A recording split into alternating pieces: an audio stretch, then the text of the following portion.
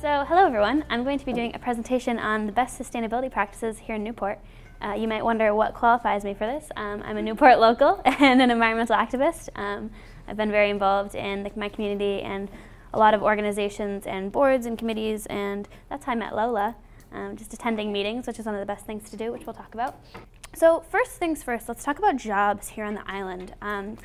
At first glance, you see a lot of service industry jobs, which are great. There's absolutely nothing wrong with working in the service industry because it's vital. As an island that relies on our summer tourism to fuel our economy, the service jobs are so important. And these service jobs are hotels, hospitality, restaurants, and all of those kind of like retail and face-to-face interactions that you're getting when you're visiting somewhere. And we need that for our tourism to thrive and survive. So those are very important, but they're not always the most sustainable jobs, and even though they're just kind of what you're seeing as a visitor to the island, they're not the only jobs that are out there. What makes service industry jobs not 100% sustainable is the seasonal side of them. We have a short summer and a long winter here on the island because we are a New England island, so our summer is much shorter than our winter, and these service jobs are mainly geared towards the summer season. So it's not always a full-time job for people, and if it's a tip-reliant job like a restaurant, you might not be making as much money in the winter. Also, it's not necessarily a job that you're going to get benefits at, and benefits are important, especially if you have a family or someone that relies on you to provide health care for, or for yourself. But looking at, I did a 10-minute job search on LinkedIn, and then, on Indeed, and then a 10-minute job search on Glassdoor, and I got all of these jobs in a 5-mile radius of Newport. So that's not even leaving the island. That's Middletown, Newport, and part of Portsmouth. So I got jobs in the community planning field, the environmental protection field, land management, engineering, information technology, and marketing. You might wonder, how is marketing related to sustainability? Every organization needs social media marketing because we all have phones, computers, some kind of social media. In order for an organization to thrive, no matter what great work they're doing, if nobody knows about them, then they're not going to do well. So if you want to be involved in a sustainable company, but you're like, oh, science isn't really my thing, or I don't want to go out in the field and get dirty, try marketing. So I met with the mayor a couple weeks ago in preparation for this presentation, and I asked her, Jamie, what kind of jobs do you see in the very near future growing on our island? And she told me water management, flood mitigation, stormwater utility, water quality, and transportation. So these first four, they all correlate into water management, but she was talking specifically about our reservoirs.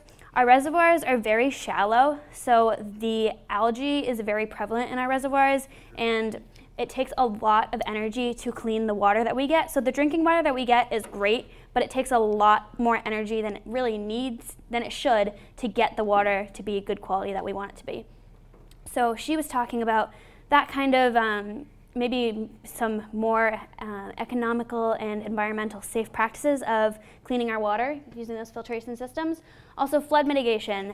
As sea levels continue to rise, if they rise into our reservoir, we don't have our water source anymore. So flood mitigation is a really important one for us. Also, just a little fun fact, it's not so fun, all of the Newport businesses that I talked about that help our tourism economy thrive are below the flood, or they're in the flood zone. So as the sea levels rise, they will start to be wiped out with the rising coastal levels. Next is water quality, which we just talked about, and then transportation. We have limited public transportation here on the island, and it has a lot of room for improvement, and people are recognizing that. We have way too many cars on the island. There's a great organization called Bike Newport that's working to make the streets safe for bikers, which is awesome, and pedestrians, and we are going to have more and more jobs opening up in the public sector related to public transportation. So this is an entire list of these blue companies that are on the island, because in that last slide I told you about a lot of jobs that, like I said, they're not really in your face because they're not these tourism companies that you're seeing all the time, but these are the jobs that, these are the companies that have these jobs for us. So I won't go through them all because you have these in your packet to reference, but let me say Community College of Rhode Island, I work there, I work in IT, and we have an amazing, amazing employment rate. There's people that graduate with associate degrees and get a job there, and then they also can go to URI and continue their education once they start working there. Working for the city of Newport, these are where these water quality jobs are going to come in. There's also private science and marine tech companies like Inspire Environmental that we had Marissa speaking from yesterday. Lifespan is the hospital here on the island. And then there's all these other new companies that are moving in. And a lot of these companies have been here kind of under the radar for a while, but now they're starting to make noise because they're saying, hey, we're here, we want you to work for us. You don't need to leave the island to get a good job. So let's talk about how you get these jobs. You need education. And there are a lot of opportunities for it that, although college is scary and seems unrealistic because of its price tag, there are some great programs going on here in Rhode Island. First of all, let's talk about CCRI. There's the Promise Grant, and it's the Rhode Island Promise Scholarship. It gives all Rhode Island residents that graduated past a certain high school age an opportunity to go to CCRI for 2 years for completely no tuition. You're going there for free and you're getting an associate's degree, and then you can move on to one of the state schools like URI or RIC.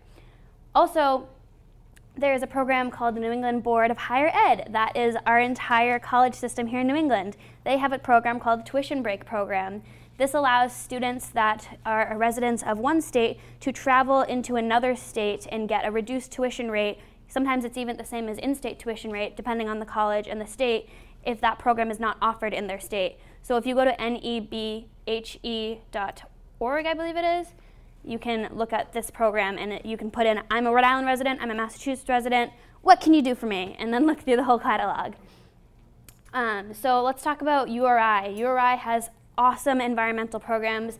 The College of Environmental and Life Sciences has an amazing array of programs. They have a whole campus called the Bay Campus that's dedicated to their ocean programs. They have ocean engineering, they have aquaculture and fisheries, which we talked to Brian about yesterday, and a lot more.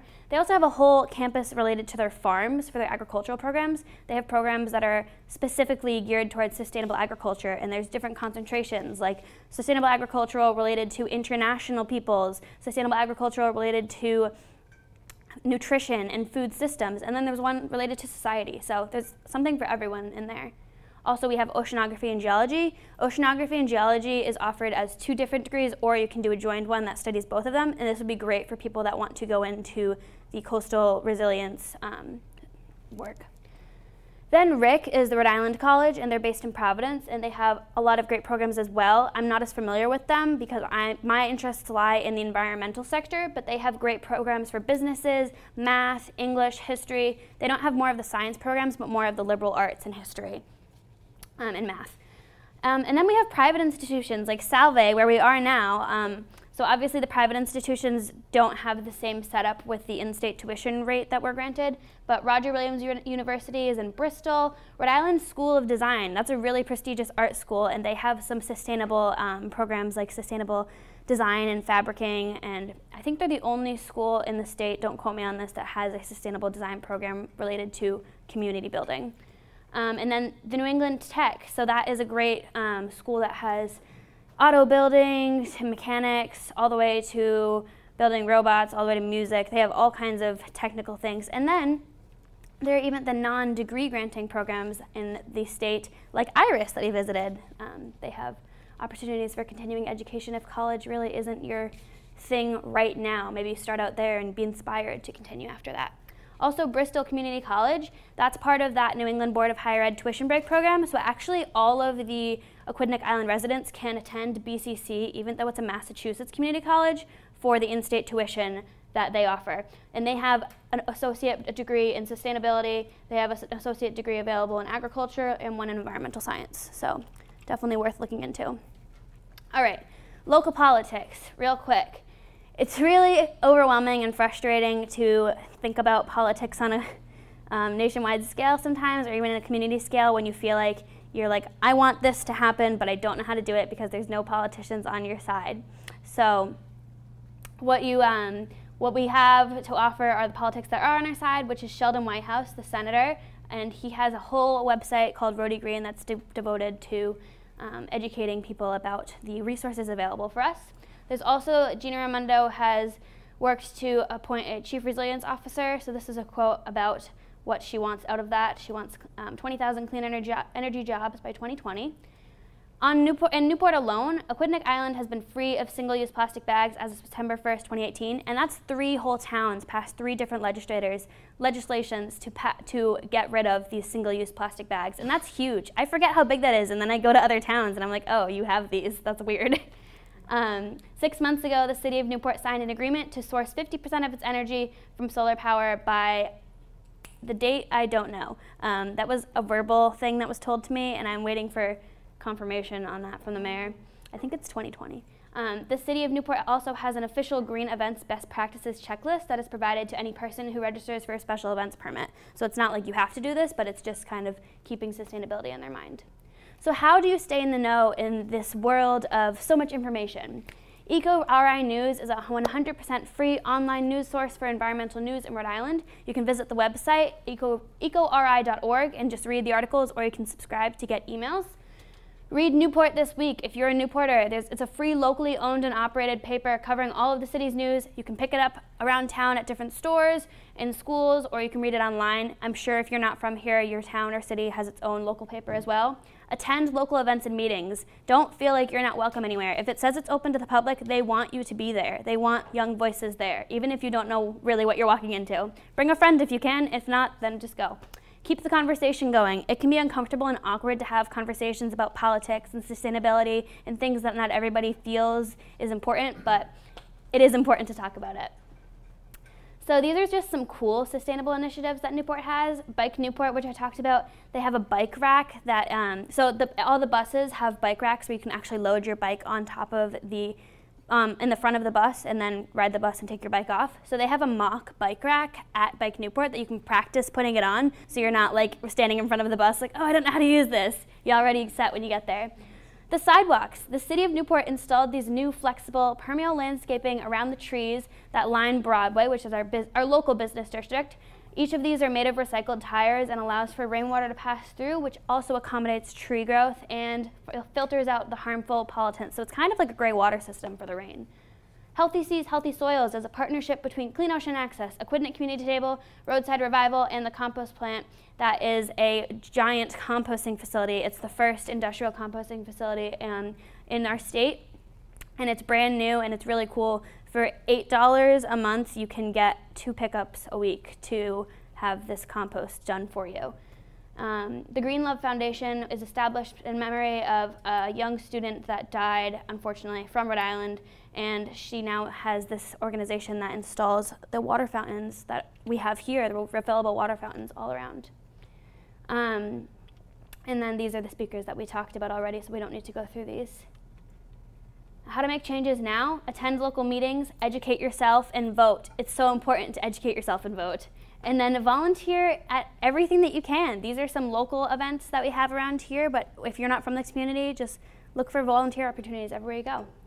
And advocate for your environment, do your research, start conversations, and make day-to-day changes in your own life. You can preach change, but if you're not making changes in your own life, then what good is it doing?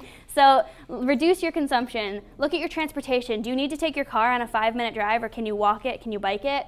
Survey the single-use items in your life, look for alternatives, and shop local. And that is all I have to say about that.